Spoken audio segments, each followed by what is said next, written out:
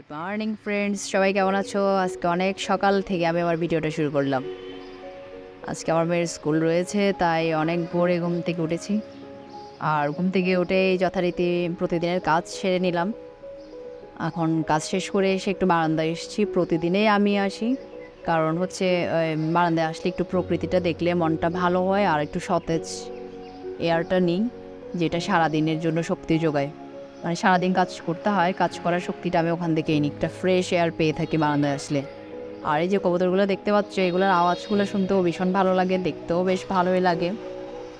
আকাশের যা অবস্থা দেখতে পাচ্ছি, পুরো আকাশটাই মেঘে ঢেকে আছে। মনে হচ্ছে এখনই বৃষ্টি নামবে, যদিও বা বৃষ্টি নামছে না। যদি বৃষ্টি নামতো তাহলে খুব একটা ভালো হতো, একটু মানে প্রকৃতিটা একটু ঠান্ডা হতো। যাই হোক, সকালে আবার অনেক অনেক কাজ বেশি। এখন কথা আমি বারান্দায় দাঁড়াতেও পাচ্ছি না, কারণ হচ্ছে এখন মেয়েকে ঘুম থেকে উঠাতে হবে, ওকে ব্রাশ করে দিতে হবে, খাবার খাওয়াতে হবে, আবার রেডি করে স্কুলেও পাঠাতে হবে। তো সকালটা আমার অনেক ব্যস্ততার মধ্য দিয়েই যায়। তোমাদেরও নিশ্চয়ই, যারা ঘরে আছো আর কি, বাচ্চা রয়েছে যাদের, তাদেরও নিশ্চয়ই ওভাবেই যায়। আসলে মেয়েদেরকে কাজগুলো তো করতেই হয়। ওকে ঘুম থেকে উঠে এখন রেডি, মানে একটু খাবার খাওয়ানোর জন্য নিয়ে আসছি। তো ওর জন্য একটু কর্নফ্লেক্স রেডি করেছি। ওটা আমি ওকে প্রতিদিনই একটু কর্নফ্লেক্স খাইয়ে দিই দুধ দিয়ে, যেটা খাওয়ার একটু পেটও ভরে, আবার শরীরের জন্য উপকারী। মানে চেষ্টা করি আর কি মেয়েকে একটু খাবারটা ঠিকঠাক করে দিতে। আর যখন রেডি করে স্কুলে পাঠাই, তখন ওকে আমি বোঝানোর চেষ্টা করি পড়ায় একটু মনোযোগটা দেওয়ার জন্য। কারণ বুঝতেই তো পারছো, অনেক কম্পিটিশনের যুগ। এখন ভালো করে মন দিয়ে না পড়লে তো আর কিছুই করা যাবে না।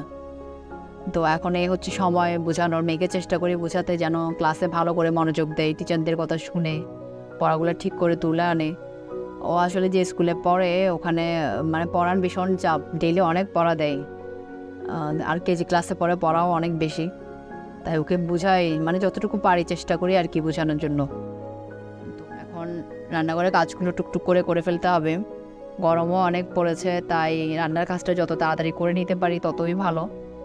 দেখো আজকে রান্নার জন্য কী কী নিচ্ছি। আমি মাছ রান্না করব, সেজন্য আলু, টমেটো, পেঁয়াজ, কাঁচামরিচ যা যা লাগে ওগুলো কেটে নিয়েছি। মাছগুলো আমি ওকে মেয়ে স্কুলে যাওয়ার আগেই ফ্রিজ থেকে বের করেছিলাম, কারণ বরফগুলো তো একটু ইয়ে করতে হবে, বরফগুলো চলে না গেলে তো আর ধুতে পারবো না। মাছগুলো ধুতেও হবে, এগুলো ধোয়া ছিল না। এখানে আসলে 2 রকমের মাছ রয়েছে, তেলাপিয়া মাছ আর রুই মাছ, মিক্সড করে রান্না করে ফেলবো। এখন আমি মাছগুলো ধুয়ে একটু মাছগুলো ভেজে নুন হলুদ মাখিয়ে একটু ভেজে নিচ্ছি। মাছ ভাজার ফাঁকে ফাঁকে আবার অন্যান্য ঘরে অন্য কাজগুলোও করে নিচ্ছি, কারণ গরমের মধ্যে বুঝতেই পারছো, যারা রান্না বান্না করো আর কি, ওই যে রান্নাঘরে অনেকক্ষণ দাঁড়িয়ে থাকা যাচ্ছে না, মনে হচ্ছে এখানে হিট স্ট্রোকটা এখনই হয়ে যাবে, এই অবস্থা। আবার 3টে ডিমও সিদ্ধতে বসিয়েছি, মেয়ে স্কুল থেকে এসে একটা খাবে, আমার ছোটো বোনের ছেলে রয়েছে ও খাবে। তো 3টাই দিয়েছি, যার খেতে ইচ্ছা হবে সেই খেয়ে নেবে। এখন মাছগুলো ভেজে নিচ্ছি, নিয়ে রান্নাটা বসিয়ে দিব। এর ফাঁকে টুকটুক করে অন্যান্য কাজগুলোও করে নিচ্ছি। আসলে গরম বেশি পড়েছে, তাই বেশিক্ষণ রান্না করে থাকলে ঘামও বেশি হয়। যারা রান্নাঘরে কাজ টাজ করো আর কি, রান্নাবান্না করো, তারা, আমি ঘামলে তো আমি স্যালাইন খেয়ে নিই, তোমরাও খেলে খেতে পারো, কারণ বেশি ঘাম ঝরে গেলে এটা পূরণের জন্য কিছু খাওয়াও দরকার। জল বেশি করে খেয়ে নিলে ভালো। তো আমি জলও খাই, আবার স্যালাইনও খাই, মানে খেয়ে শরীরটাকে একটু ভালো রাখার চেষ্টাই আর কি। তো দেখতে পাচ্ছ এখন আমি রান্নাও করছি, এর ফাঁকে কাজগুলো করছি। আসলে কিছু সিরামিকের জিনিস বাইরে ছিল, যেগুলো আমার বাসায় গেস্ট আসার কথা ছিল, কিন্তু আসবে বলে আমি বের করেছিলাম, বাট ওরা আসেনি। আসার কথা ছিল কিন্তু আসেনি, তো এগুলো আবার ঢুকিয়ে রাখছি, কারণ কাচের জিনিস বাইরে থাকলে বাচ্চারা রয়েছে, ভেঙে ফেলতে পারে। বুঝতেই তো পারছো, মেয়েদের অনেক কাজ করতে হয়। তো সেগুলো এখন এগুলো রেখে দিচ্ছি।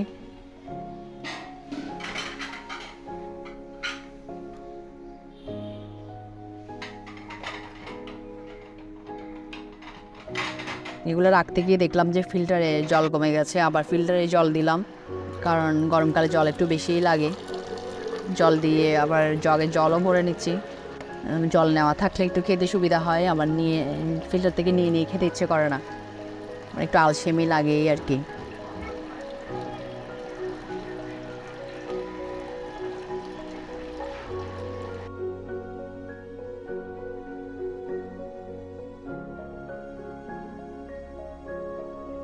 বাচ্চাকে আজকে স্কুল থেকে আনতে যাচ্ছি না, কারণ সন্দীপনেই যাচ্ছে, ও মেয়েকে স্কুল থেকে নিয়ে আসবে। ওর শরীরটা আসলে ভালো নেই, 4-5 দিন থেকে ওর জ্বর এটা কমছেও না। আসলে প্রতি বছরে এরকম হয়, গরমের দিনে গরমের সিজনটা আসলেই ওর জ্বরটা উঠবে একদম কন্টিনিউয়াস। 2-4 বছর ধরে এরকম চলছে, মানে প্রতি বছরেই ওর জ্বরটা ওঠে, কেন ওঠে জানি না, উঠলে আর সহজে কমেও না। তারপরেও যাচ্ছি মেয়েকে আনতে, ও মেয়েকে স্কুল থেকে এনে দিয়ে অফিসে যাবে।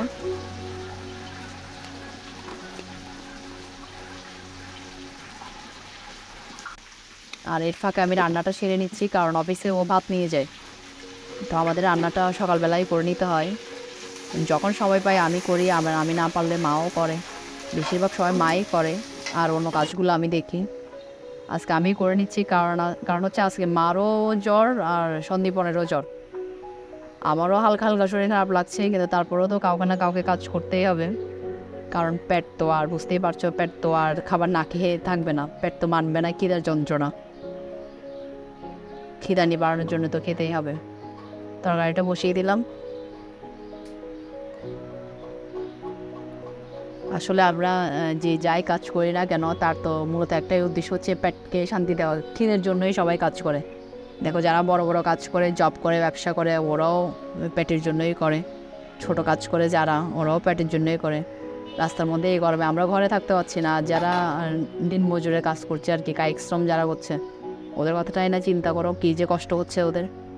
সবগুলোই হচ্ছে আসলে পেটের জন্য কাজ করতেই হবে।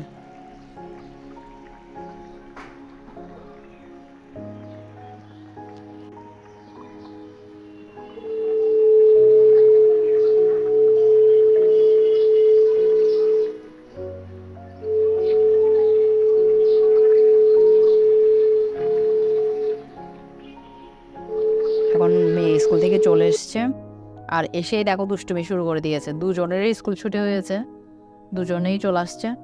এসে এখন ছাতা নিয়ে নাচ শুরু হয়ে গেল। আসলে ছাতা নিয়ে খেলছিল, আমার ভয়ও লাগছিল একজনেরটা অন্যজনের চোখে না ঢুকেছে, দুষ্টুমি করছিল। আর দেখতে পাচ্ছ নিশ্চয়ই কুর্তিটা লম্বা থেকে পড়ে আছে, এই গরমের মধ্যে ওকে বারবার নিষেধ করছিলাম না পড়তে, কারণ ঘামাচি উঠে যাবে। এটা আসলে আমার এই কুর্তি, কিন্তু সে আমাকে এটা পড়তে দেবে না, ওই পড়বে, এটা নাকি ওর পছন্দের। এখানে স্কুল থেকে এসে স্কুল ড্রেসের বেল্টটা খুলে চুল আটকেছে, এটা এখানে লম্বা বিনুনি করেছে, মানে দুষ্টামি করছিল এই আর কি। আর এদিকে আমি কাজ করছিলাম দেখে আমার মা ভাতটা বেড়ে দিচ্ছে, সন্দীপন অফিসে যাবে, ওর জন্য ভাতটা ওকে বেড়ে দিচ্ছে। আমি মেয়ে স্কুল থেকে আসছিল, ওকে একটু ফ্রেশ করে দিচ্ছিলাম, সেই ফাঁকে মা ভাতটা বেড়ে দিল।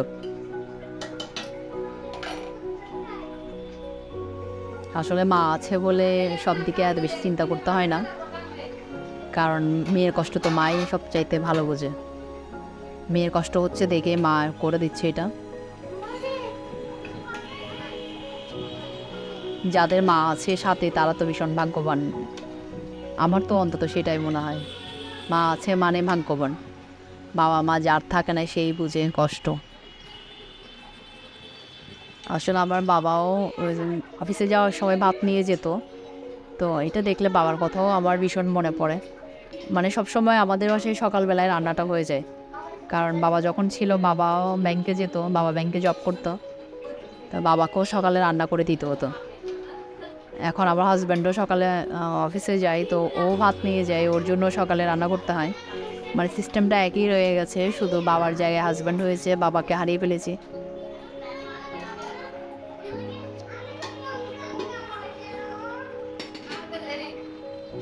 সন্দীপনের জ্বর, তো ওকে এখন নাপা খেতে হবে, সেজন্য আমি বলেছিলাম যে অফিসে যাওয়ার আগে দুটো করে ভাত খেয়ে নাও, তাহলে শরীরে একটু এনার্জি পাবে।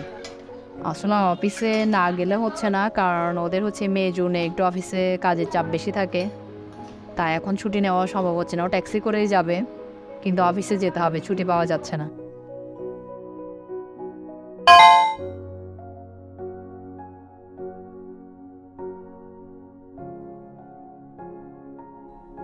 আর দেখো মেয়ে কি দুষ্টুমি করছে, বাবার মাথার উপর ছাতা একটা দিয়ে রেখেছে, মানে ওর দুষ্টুমির আর শেষ নেই। এক সেকেন্ডও একে দুষ্টুমি না করে বসানো যায় না। যতক্ষণ স্কুলে থাকবে ততক্ষণ ওখানেও কি করে কে জানে, আমি তো টেনশনেই থাকি, কি দুষ্টুমি করছে, কার সাথে কি করছে, কোনো ঝামেলা হচ্ছে কিনা। মানে যতক্ষণ না ও বাসায় আসবে ততক্ষণ আমার শান্তি থাকে না, সারাক্ষণ টেনশনেই থাকি, কি করছে কি না করছে, পড়া তুলে আনছে কিনা ঠিক করে, কার সাথে কি দুষ্টুমি করছে। আসলে মাদের তো একটু টেনশন বেশিই থাকে, আর ছোট বাচ্চা।